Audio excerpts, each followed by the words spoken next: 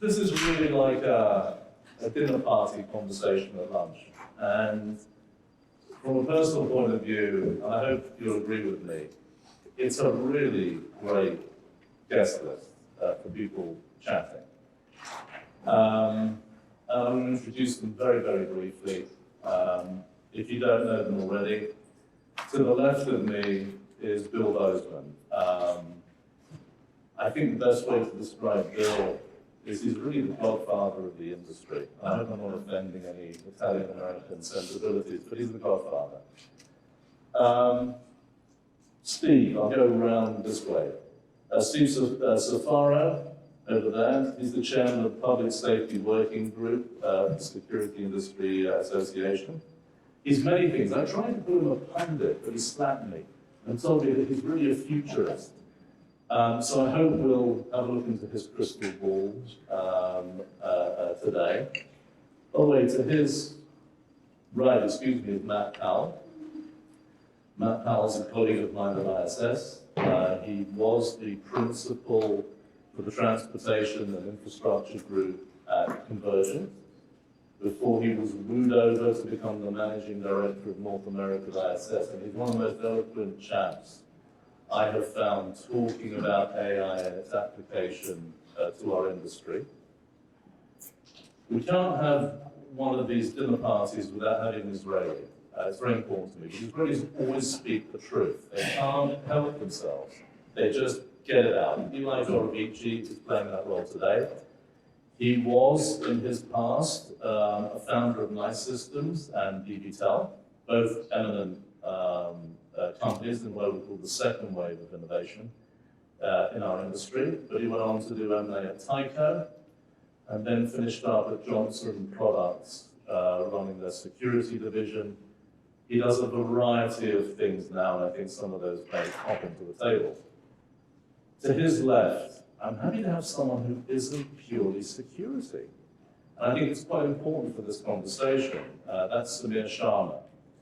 When I made the invitation to Samir to come and join us for this forum, he was in fact working at Intel as the head of smart cities and transportation, a big group.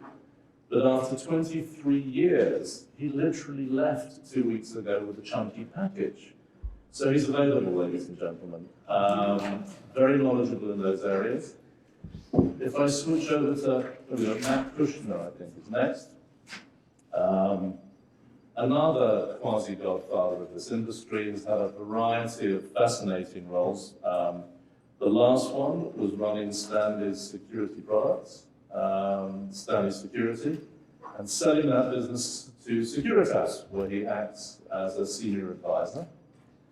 Next to him is the loquacious Pierre Trapanese, the philosopher king of the security world. He runs Northland Controls, a company that he owns. Delighted to have you here.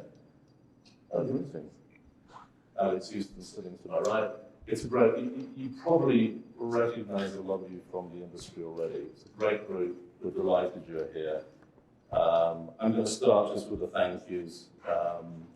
I thank Bill Bozeman hugely because really this gathering comes out of a series of conversations we had. Bill asked a variety of his friends and I asked a variety of my friends to participate, and this is the wonderful result of that. A big thank you at the beginning to our friends at Intel and Dell who have supported this initiative, not, by the way, just here today at this forum. This isn't our first rodeo. We've been doing this in Latin America and the Middle East, where I would argue there's a lot of sophistication around hardware and software in the security world. And the idea has always been to bring brainy people in the room, tell them to leave their PowerPoints at home, bring their brains with them, their thoughts with them, talk openly, and don't pitch. No sales pitches. And so that, again, is why we're here today. Well, you know, the term artificial intelligence gets tossed around a lot to describe robots and self-driving cars and facial recognition technology and almost anything else that seems vaguely futuristic. There's a group of academics who coined that term artificial intelligence in the 50s, as they set out to build a machine that could do anything a human brain could do, like reasoning, problem solving, learning new tasks, and communicating using natural language. And progress was pretty slow until probably just after 2010, when a single idea shifted the whole field. And that idea was neural networks. And that may sound like a computerized brain, but it's really a mathematical system that learns skills by finding statistical patterns in enormous amounts of data. By analyzing thousands of cat photos, for example, the neural network can recognize a cat. Say for license plate formats or crowds gathering or graffiti being scribbled on a wall, it consists of layers of artificial neurons. The first layer receives the input data, and the last layer outputs the results. And by the way, even the experts who create neural networks don't always know what happens in between. Now, we're not going to get into the deep technology here today. We're really about the business of AI. I do think it's Roman Jarkoy in the house, which you should be, because I would say one of the first technologists to employ neural networks in 2012 was Roman Jarkoy, who actually founded ISS, and I hope he'll be here again. Yeah, right. And if you're really interested in the technology, he's a great guy just to take to the side and pummel to the ground. So I want to begin the forum, and I'm going to say this. Ladies and gentlemen, it is my honor to speak to you today about how artificial intelligence, AI, is revolutionizing the security industry. Over the past few years, the use of AI in security has grown significantly, from facial recognition to machine learning algorithms.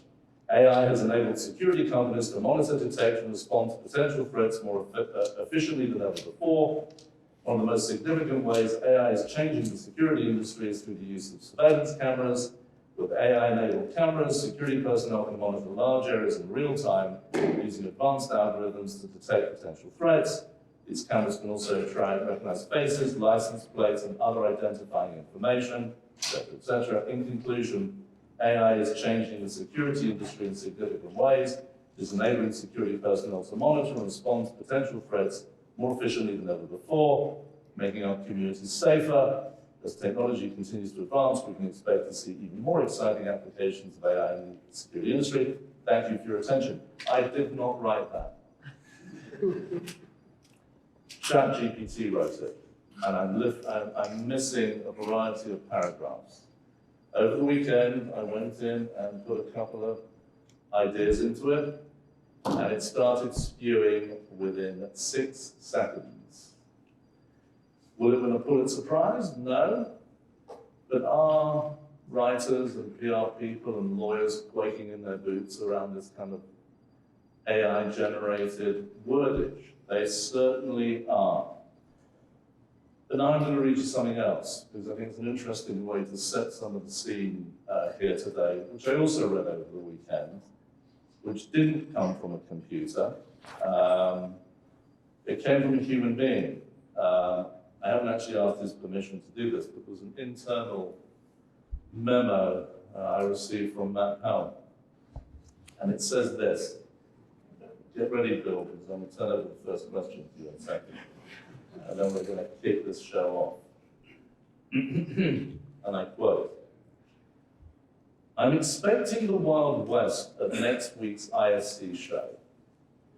The show floor is going to be filled with legacy companies and startups calling themselves AI, or legacy companies saying they do AI.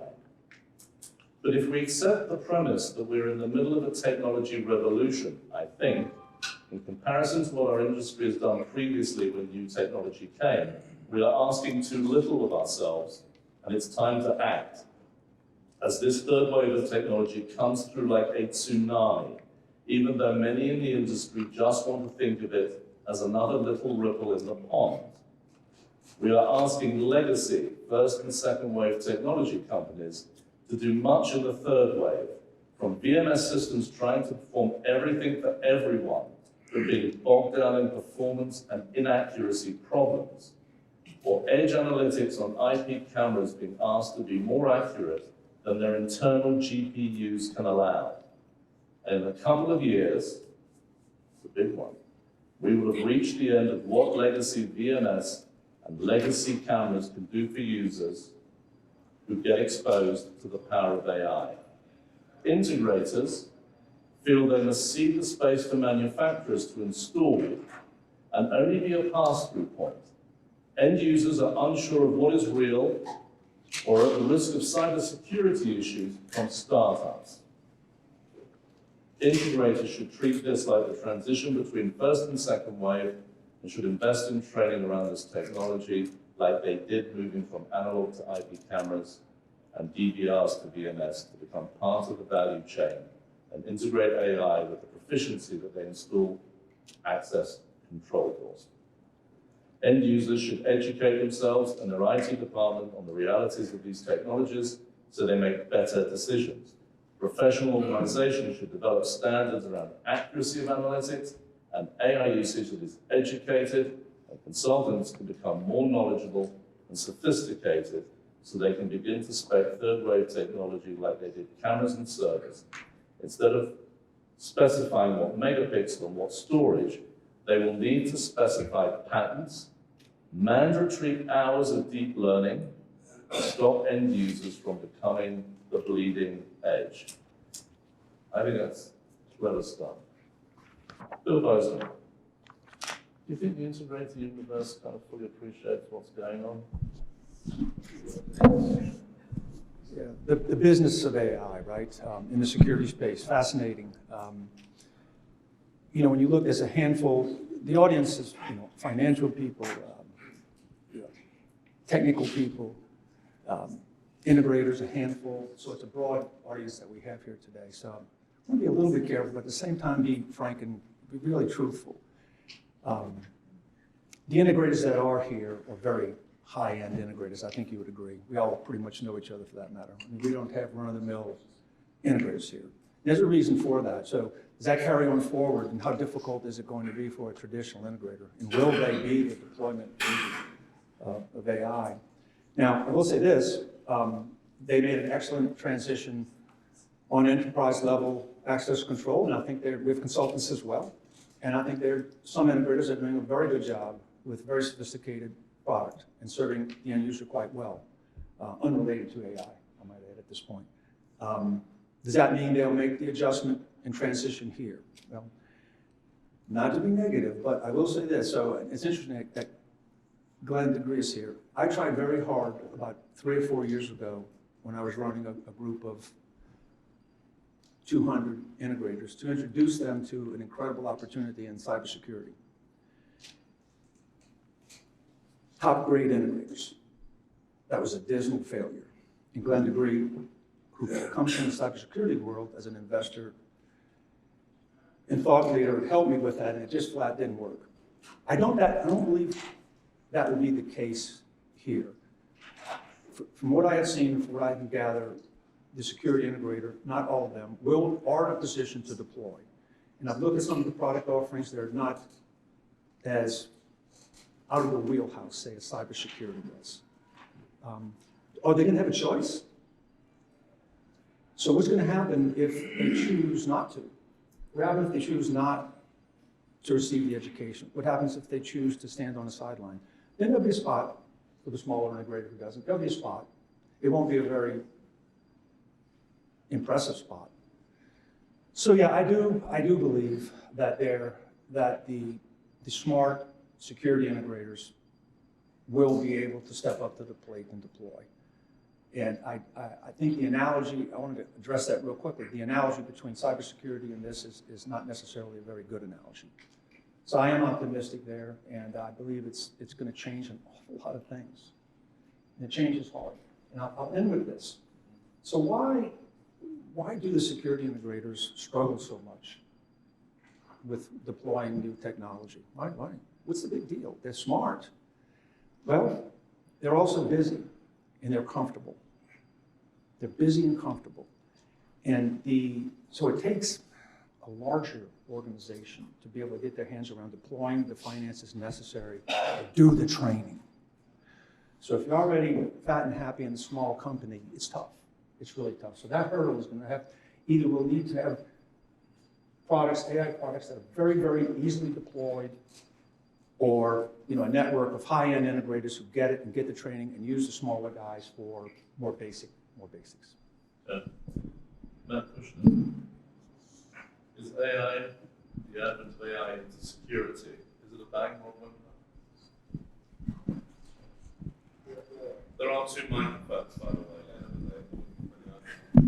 It should suggest that it's a whimper in this audience would not be a good comment. No, it clearly is, it is the new norm. You made a couple comments about taking data and converting it into actionable intelligence or learnings. When I look at the industry, to create a model, an AI model, with the example of cats, photos of cats, that's unstructured data, very complicated, it takes a lot of time to train that model. The most ideal data to create an AI learning is a binary event that triggers at about 400 milliseconds. Hello, that's our industry, right? Prop door, invalid read, force door. As we sit here today, at this very moment, there is hundreds of billions of data points that we are consuming through the systems we deploy. But we're an exception-based industry. We monetize an alarm event. So 3% of what happens is an event. That's what we monetize. That's what our customers pay us for. 97% sits dark. It's dark data. But it happens to be the data that would give you unbelievable insights to what's happening in a building. And it's highly contextual data. It tells you what a building looks like in a normal condition, and it can identify an abnormal event. Today, we are an industry that reacts to crime. But we have the data that is sitting that would allow us to be a proactive industry to forewarn that we're vulnerable, that something's going to happen. Are we the industry to do it? The question is, are we funded to do it? And Bill, you made a comment that I think hits the nail on the head. Yes, we're busy. We have customers, we have shareholders. Our gross margin, we pull gross margin down at 34%. That's a good deal. The competitors that we are going up against have gross margins that sit at 70%. We are at the bottom of the value pyramid. The folks that are going to come into our space, they practice up top where they don't roll a truck. They don't have this bizarre technician, low voltage technician with carpentry skills. Who has that? They don't want it. They want pure data solutions, and they have their crosshairs on our industry, trust me. Yeah, do you want to comment yourself? Is that an integrator? No. I'm being intelligent. No, I agree with Matt Powell, if that's the correct name. So everything he described there, I completely agree with. And I agree with the ChatGPT. And so is it a what'd you call it, a bang or a whimper? I don't think it's either. I think it's just a gradual rising tide for the integrator. It's already happened. So the ChatGPT description of facial recognition, license plate recognition, we're doing that. People are doing that. We're doing a lot of sort of predictive analysis just by who's coming in and doing stuff. That's happening, and it'll just continue to happen. We'll just continue to adopt it and deploy it. And we are looking for the exceptions and such. And one of the things that Matt was talking about is the higher margin folks developing software and come in the market and take it over. They're not, because they don't know how to deal with things in the field. And so they're highly dependent on the integrators. They don't want to be dependent on the integrators. They actually dislike us because we can't do the job. But if we have like these intelligent devices out in the world trying to do stuff, and it has to be calibrated, that's a hands-on affair. And, a lot of times software, you wave a wand and you put it out there and it's going to catch this anomalous behavior. It's not. Not at least in the 5-10 year future, it's not. It may at some point. And so the integrators have to be a part of this process. They will learn, some won't. I was actually at PSA, I can't remember, it was 10 or 12 years ago, and they still had catalogs at the time, and we hadn't sold an analog camera in 5 years. We were on NVRs and DVRs. They actually had a VCR in their catalog, and I'm like, Bill, what the hell is this doing in their catalog? He's like, Pierre, you'd be surprised. People buy this stuff and install it. And so there will be integrators who will lag, and there'll be a place for them as the market moves, because it's a rising tide. I don't think it's a tidal wave. No, that's it. Okay. I mean, so to pick up on Pierre's comments about the stuff that's here and being put into play, I mean, Eli, I'd ask you, analytics have been around for 10, yeah, past 30, 10, I was going to say 10, 20 years, 30 years maybe, the first one. Absolutely. Okay. Yeah. Why are they catching on now? What's happening? Well, first of all, I mean, it's a whole different technology. I mean, I was involved in analytics 20, 30 years ago, probably 20 years ago, not 30, 25. It was a whole different technology. AI is a whole different ballgame, and I think most of us been in the industry for so many years, analytics never worked, never scaled. I mean, you can do it one project, other project.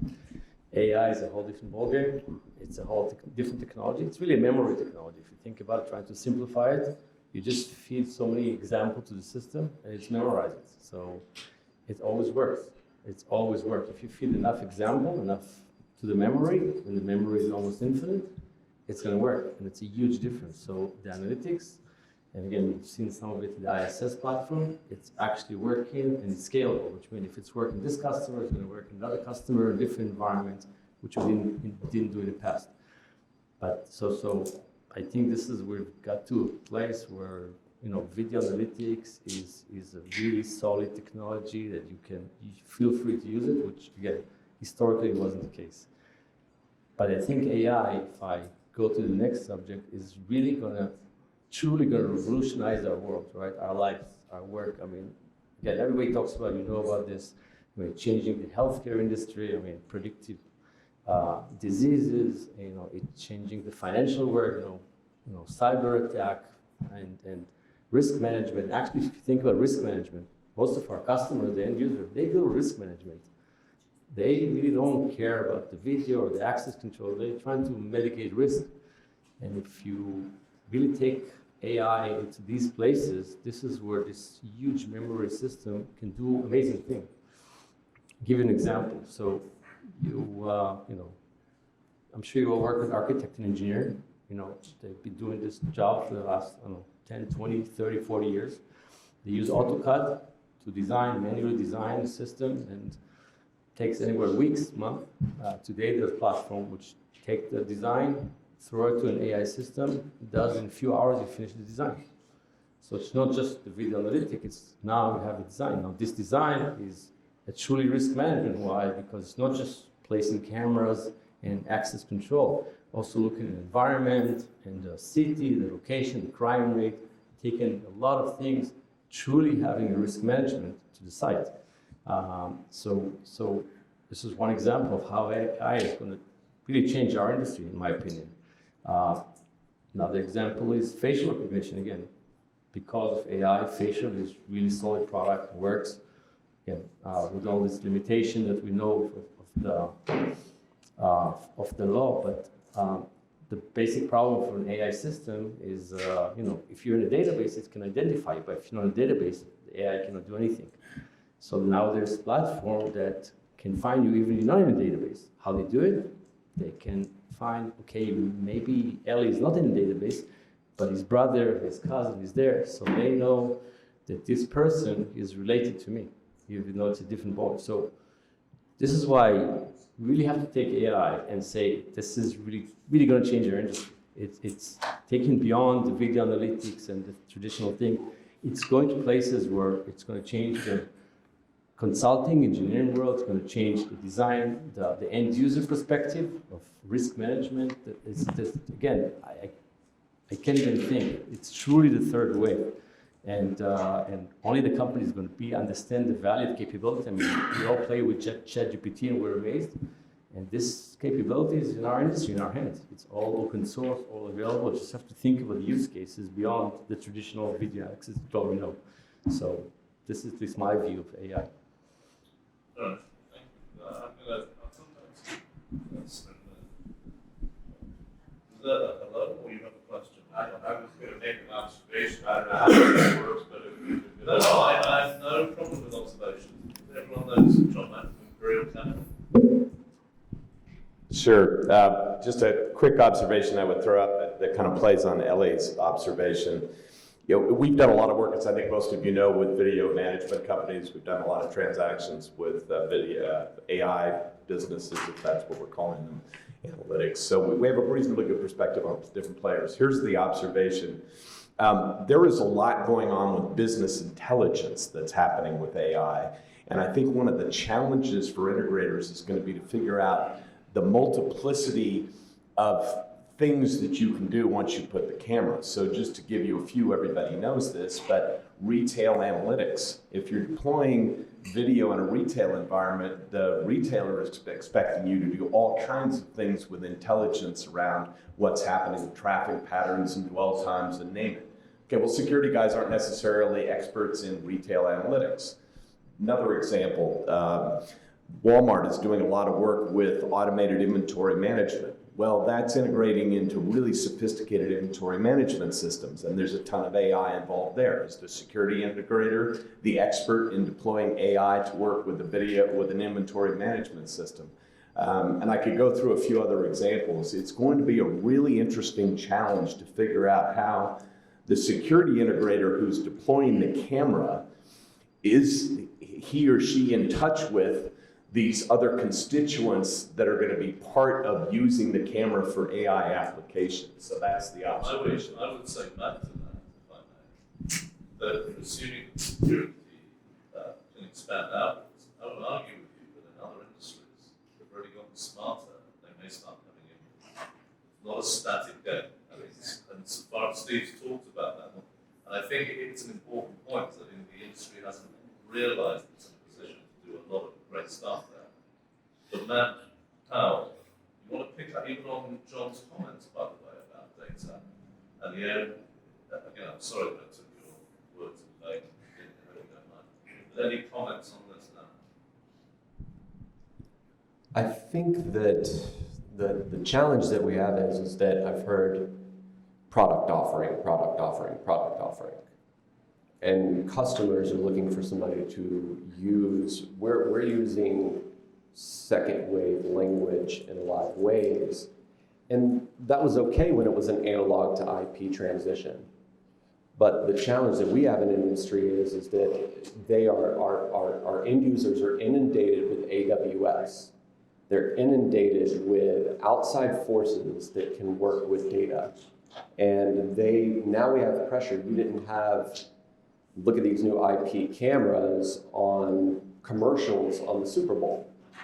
So the pressure that exists on us is a little bit different. And I think that the challenge for integrators is to move in the direction of not signing every AI company and every analytic. I mean, we have a problem right there because I don't think if we went around this room, everybody could define an IP camera, but no one could have the same definition on AI versus analytic versus machine learning versus neural networking.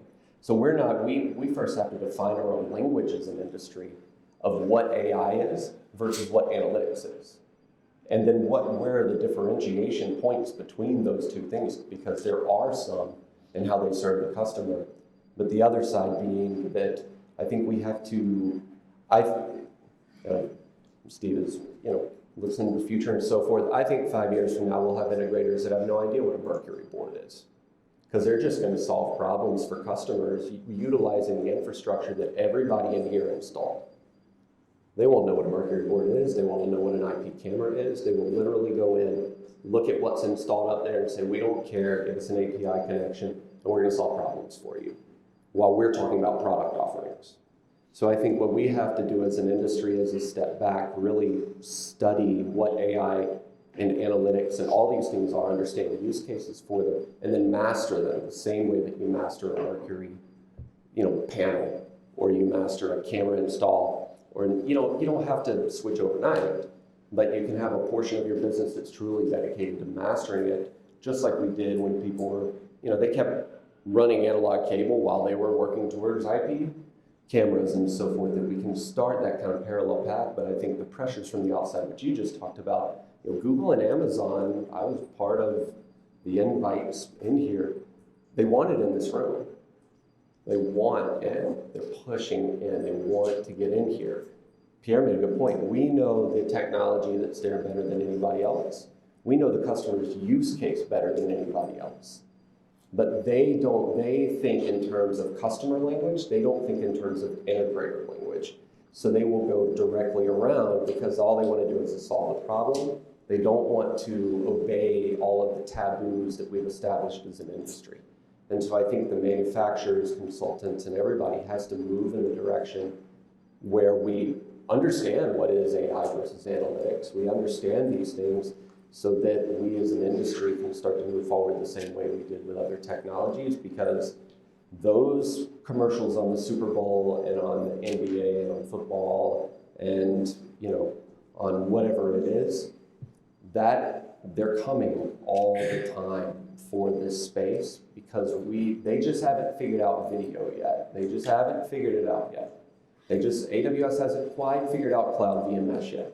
But when they do, if we haven't moved in that direction, at least partially, in defining these standards and defining these terms as integrators in an industry, then I think we're going to have a major challenge on our hands. But the good news is that when things changed in the past, in first and second wave, people adopted and moved forward with the organizations and the consultants got together and fixed it. And I think we can take that tsunami and we can start to guide this into a dam that is the industry. And then we can at least have a little bit of control over some of these things as we move forward. And we can slow it just a little bit, because the outside pressure didn't exist like it does now that it did in the first and second wave in terms of what the technology is. Steve is not nodding his head up and down. Yeah, I've been nodding when I listen to Matt. It's, but everyone in this room, I am so honored to be here with you folks. Now I'll tell you the truth. Richard, thank you for having me, but ChatGPT is a word salad. I'm sorry, I'm giving it a C-. No, it's a tongue trick. Well, if I were the professor and you submitted that to me, that's what you would get. And Matt, on the other hand, I'm glad you ended with that, because I really felt hopeful for a while there, because Matt talked about GPUs being stressed, the edge devices being stressed. Why are we doing this? You don't know what you don't know. He comes from, and he's been doing work in the industry that we need to take seriously. So we are not listening as an industry.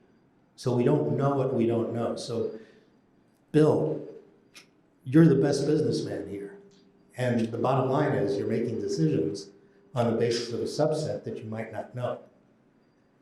And because of that, the systems integrators that rely on you, and there's a lot, they might not be getting the right advice. They're not all Eli's that really understand, from the education. You started in the university, which was where a lot of the analytics were born. And you do understand the difference between analytics and AI, but nobody else does in most of the situations, because you know what? AI is for people that want to make decisions faster for stuff that they haven't seen. And they want to be able to do predictive modeling in many cases. And those are many of the efficiencies that we can accommodate, but we won't understand that unless we actually understand some of the hardware challenges that are occurring. So right now, most of the solution providers in the industry are looking to do edge AI. Absolutely ridiculous. absolutely ridiculous right now. You shouldn't be focusing on that. You should be focusing on offloading the CPU cycles off of your VMS platform and using an AI processor. And guess what? If you're interested in some of those companies, read about it in Security InfoWatch. The organization that actually gave me an opportunity to tell my story. Thank you, Joel Griffin, and thank you, John, and by proxy, thank you, Richard. We're not gonna learn this because people still think that I'm stupid. They think I'm crazy. You're not going to really be relevant, Steve, except maybe in about 10 years, and we'll be done with it anyway. But guess what? The companies who were just bought and sold and are developing, they came to me and asked, how can we be the next Bosch? How can we be the next Axis? And I basically say, open up an account on GitHub and see what the biggest challenges for the coders are. They're failing communication between the inference server, which basically makes an edge AI training device stronger. And it's failing. It still stays in communications with the NOC, but it's failing. It's not making the correct decisions. The IEC is now saying, okay, you know what? The instruction set, the code set that is being used to program AI, it's too wide. We have to narrow it down, and then we have to guarantee the process. Basically what that means is the gunshot detection may not occur fast enough, and it has to be guaranteed to operate in a particular cycle. Sorry about the technicalese. But you know what? The integrators don't know what they don't know, and they need to be educated on it. So, read my comment. Thank you. Segue to Samir now, actually. It's a direct line from what you said, Samir. When cameras were doing their thing in the 70s and 80s, it's kind of crime prevention. I want you to see who's doing what. But with the advent of analytics, companies, I would take my own company as an example. ISS is extremely active in smart city applications, which are about KPIs, operational efficiency, and safety, and a lot of other issues. And we're increasingly active, and Steve appreciates this, with the intelligent transportation arena. And we're told we're not focused. That's because, one, it's where the money is, and it's exactly where we're focused. On bringing this to bear in places where it can really have an impact. And that's where you can catch it. Right, you can. And so, as I think you'll find folks coming out of that area in security or other people you've never heard of before. But to Samir, you've actually been in charge of smart cities and transportation at quite a large company. Where have you seen AI at work? Talk to us from the front lines.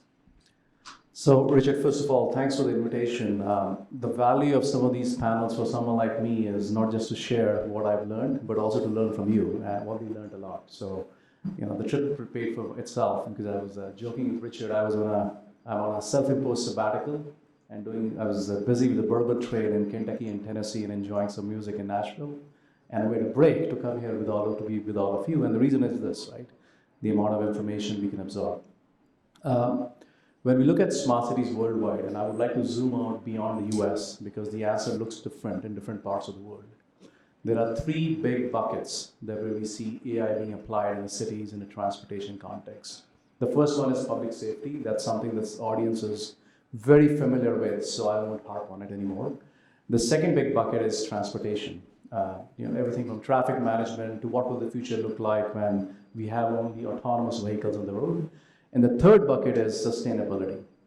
During my time at Intel, I couldn't quite figure out how to build a business around sustainability, but I think that's changing. And the big gap over there had been the source of funding.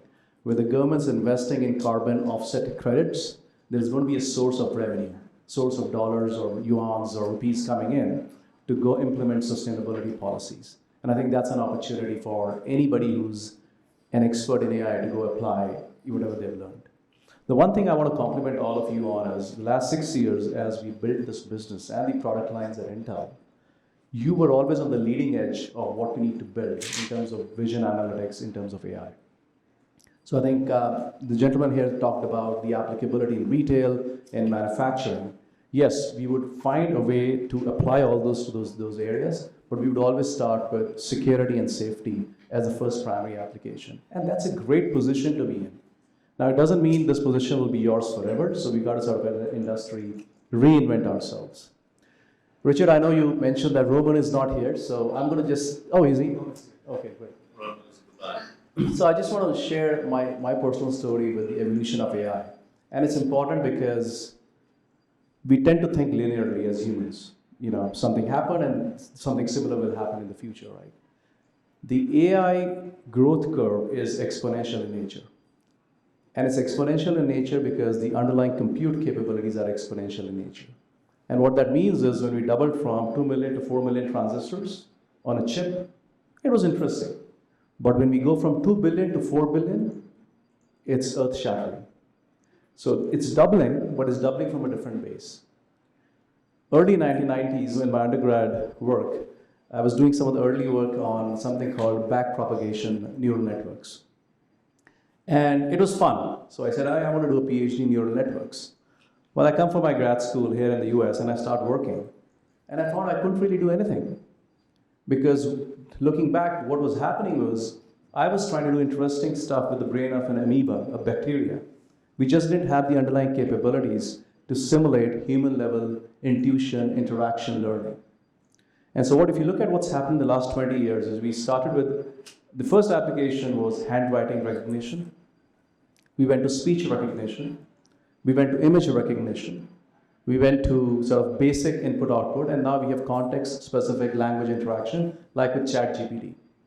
Everything you've seen till now is not really artificial intelligence. If I could go back and rename it, it's augmented intelligence. You're seeing the early start of real artificial intelligence with large language models. The final thing I want to share with you, just to give you a sense of how quickly this stuff is changing and how it will affect the entire business model and how this and many industries make money, is this. 3 weeks ago, I was chatting with a small group of people who are on the leading edge of AI development, including some of the early seminal work in this area. And one of the people that I really, really respect, I mean, they cannot predict anything, but what they're forecasting is, in about 3 years, a typical programmer's job will be done by an AI bot. And that's interesting, right? You know, we have to think about workforce re-education. But this will blow all of you away. That AI bot is going to cost you about $10 a month. Think about the upheaval that's going to cause in terms of our workforce retraining, what can be done, the cost of doing things, where do you make money, where do you not make money. And I'll complement that with what it's taking to train and do inference on something like ChatGPT. The current bill, the estimates are for running ChatGPT for all the queries that are happening as we speak, is anywhere from $50 to $100 million a month of compute capacity. So you're talking about a yearly budget of more than $1 billion just at the early stage of this growth. Imagine as more queries come in, imagine as ChatGPT 4 becomes operational, and now imagine 10 different versions of ChatGPT becoming operational. This level of upheaval and this investment, I think, Bill, you made the point about, are we funded to do it? I think we have to rethink very quickly, because this change is coming much, much faster. But it's not just the technological change, I think it's the economic implications that we need to think through. I want to come to man versus machine. I've noticed that James Rossite is in the room, chairman of the ISC West. And I want to take advantage of you being here, maybe to Bill and then to you, James. Matt raised the issue just now. SA has an educational role, but can it also, or should it also be setting standards? Should it be helping to kind of benchmark this? Maybe it's augmented intelligence, but we should change the title of the entire thing. Bill, regulate it and measure it kind of officially? How should we do that? There's a lot of claims out there. By the way, these questions were not rehearsed. Absolutely These not. questions were not rehearsed. But it's good time. I'm going to answer your question in two pieces. First of all, yes, I think SIA is the correct platform. I don't think it's the other organization, not the one I used to work for, not several of those guys. I think SIA is the correct platform for that education. As a matter of fact, we have our first meeting, in addition to the chairman being here, we also have a young man who will be coordinating that. Edison, raise your hand back, Edison. We have a meeting with Mom State at 4 o'clock tomorrow afternoon. This first meeting to set down a potential structure for SIA to become much more active and in the artificial intelligence space for security. So I think now, standards, oh wow, that's a whole different deal. Education is one thing, standards are a whole different deal. Now, the young lady we hired from the University of Southern Mississippi, I believe, has a really, really strong background in standards. She's very sharp. That's Don Erickson, Board of Directors, James' answer rather than Bill Bozeman's answer. But I am very pleased to be involved in the initial rollout of that. I think it's absolutely necessary for our industry. And I forgot which one of the panelists said, I think it was Steve said, the integrators don't know what they don't know. Boy, that's the truth. I lived with that for the last 40 years. Me being one of them didn't know what I didn't know. So, but I think SIA, and I'm not just saying this is, SIA sponsored event. Not this event, I mean the entirety of the thing. I just think we're best positioned for it. So I'm hoping that Edison and I and the small team we put together. And I'm thinking along the lines of maybe encourage capital funding the whole thing, James. You don't want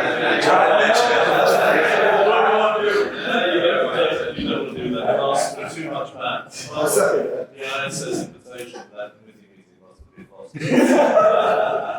No, she is going to be speaking at Security New Ground, right? And someone, no, just one step at a time.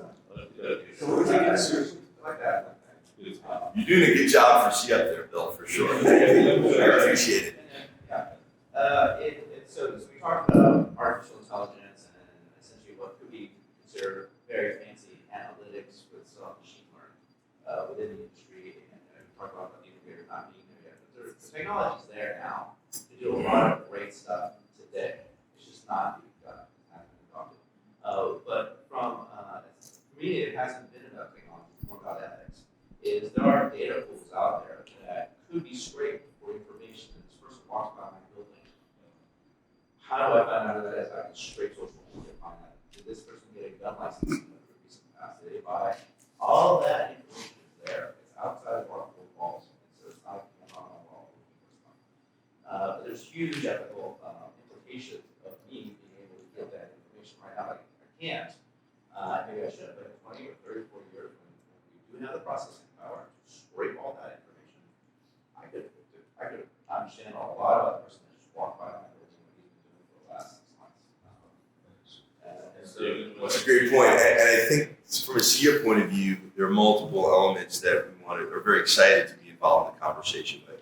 Number one, Bill actually got us going in that AI direction in terms of, we've always talked about it, so it's been a part of the conversation, to have a specific committee diving in. And we will get many more people like you, Richard, involved for sure. But then that's one part of it. Standards you mentioned ultimately will be part of it for sure. Standards is a key element of what SIA does. But education fits right in there. Maybe even pre-standards. And then when standards are established, that education as well is going to be such a key part of making sure the integrators understand. We threw around a lot of different things about AI and what that means. It stands for all in, right? It's the ultimate definition of AI. But really, part of it from an integrator point of view is listening to a customer, solving problems. What are your issues? Well, I can use my technology to solve those issues. And then the other part of it was when integrators are completely have their arms around the solutions, or we can do this for you rather than just listening to the problem. So, I mean, I think that that's just different phases in the evolution. So from a SIA point of view, standards, education, the privacy issue that you brought up, Pierre, and then finally GR plays a key role. And as many of you know, an AI is an element of facial recognition is in AI, of course. And in Virginia, as many of you know this story, our government folks were successful in overturning a law in Virginia that completely banned AI because of concerns over civil rights issues and other issues surrounding that. So it was completely outlawed in Virginia, and we overturned that so it could be used sensibly and responsibly.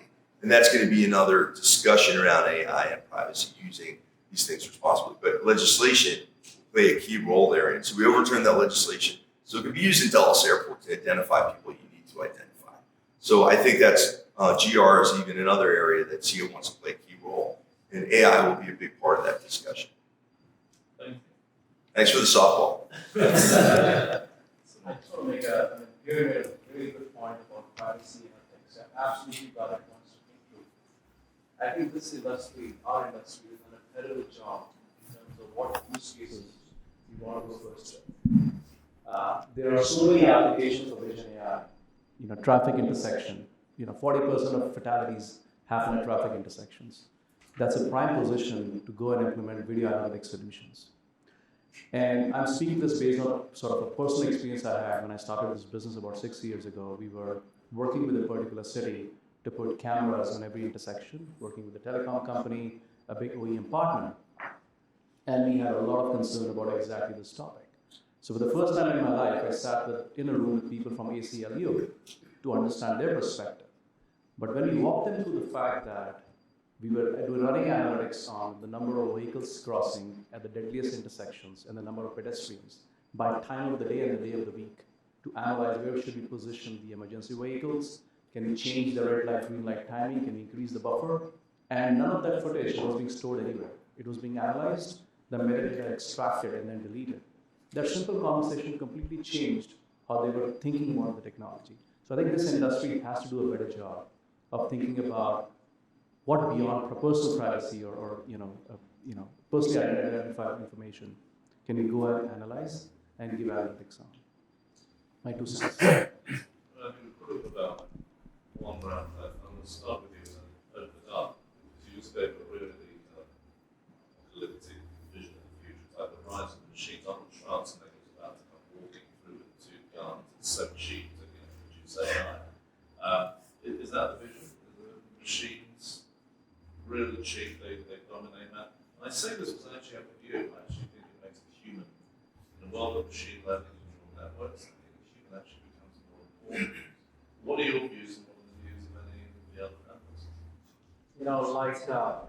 Like any other capability that's virtually limitless, if we don't monitor and manage AI, yes, it will get the better of us. Today, about 1,000 people, including 1,000, thought leaders, Elon Musk, Steve Wozniak, and a few others put out a letter out there saying anything beyond ChatGPT-4 in terms of its deployment at scale, open to public, we should have at least a 6-month moratorium so we can understand the implications. So I think there is a favorable view and then there is a dystopian view. The dystopian view, since you asked me to paint a picture of the vision of the future, is that humans evolved from chimpanzees and Neanderthals, and AI consciousness is the next stage of evolution. So we will be, to the AI consciousness, what the chimpanzees and the Neanderthals were to the humans. That's the dystopian view. Like Keanu Reeves. A more pragmatic view is that if we can find a way to coexist and harness AI and put boundaries around it, right? As a kid, I was reading ISC books which talked about the 3 laws of robotics, one of them being never harm a human. But then those laws can be twisted as well, right? I think having careful policy, careful management, and having an active public debate is absolutely critical. By the way, which is why I believe there's a lot of debate about which part of the world will lead in AI. I think US will continue to have a pivotal role to play because of the open debate we're able to have about these topics. because that's where the pitfalls are, not in just in the raw horsepower of compute and capabilities coming our way. The final thing is, I don't know how many of you have studied Neuralink, which is something Elon Musk is pushing for. And the idea behind that is that at some stage we will have a link to the broader AI consciousness. So when a kid is born, they instantaneously know everything there is to know about the history of the world. Because their brain, not through a phone and Googling for something, but through a Neuralink is connected and has access to all this information. And that might be the future of coexistence of the current version of humans and the future version of AI. So anyway, sorry if I give you more caffeine than you need. That's not more Tom Cruise. I don't know if anyone can read it like that. Man, this used to be the final word probably. I think if we bring it back to examining the role of AI in the security, AI's progress in the security sector, I think what this does is it allows, at the end of the day, we are kind of the core of a lot of the operation in terms of who comes in every day, protecting the facility, protecting the school, protecting these different things. And the server infrastructure, the integration into the IT teams and so forth. And the progress has been, I think Joel said yesterday that we didn't reach kind of the IT tipping point until 2010.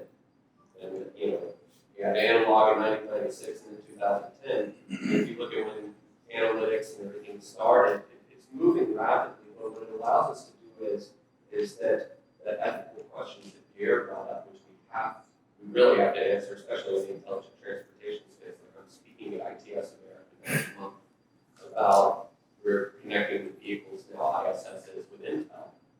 But there are other things that we can solve for customers that as we debate these issues, we can still look at their efficiency and occupancy and their logistics and their workers' compensation claims, and we can still offer more value to them before outside forces offer that value before us. And I think that's where, as we work through these issues and challenges, we're still able to look at, and then that's where the standards and everything come from, is to make sure that customers aren't being abused by companies that are startups claiming things and then they're spending a massive amount of money to find out that it never worked in the first place. That's why I think a lot of people have a bad taste in their mouth about these technologies in general. But I think we're right now, at Pierre's point, technologies are developed. We can start to use them now. It's a matter of the integrators and the manufacturers recognizing the state that we're in, that we are in this third wave revolution, as Richard likes to say, and that it's time to embrace it at some level. And embrace it to the level of installing a camera and doing drywall work to be able to put things in the wall. Because integrators are going to have to get to that level, and manufacturers are going to have to understand the channel to that level. And now is a great time to do it, because there are the technology is mature enough now to move forward, and now it's a matter of embracing it, finding the profitability in it, finding the training for it, and being able to move forward as an industry, so that we're doing what's best for the end user at the end of the day, while we debate these other issues that are out there. Hallelujah. Richard, profitability, I just want to say one thing. If SIA is going to start the standards progress, my recommendation is focus on also on production. This is low-hanging fruit. It'll give you an opportunity to focus, and it's mature enough. False positives. Listen, I mean, as I said, the debate continues. This has been a really good hour. I don't think anyone will disagree. It's been a fascinating exchange of ideas. It will continue. I do believe it's nice to have a cleansing effect around applause for speakers and for all of you for turning up.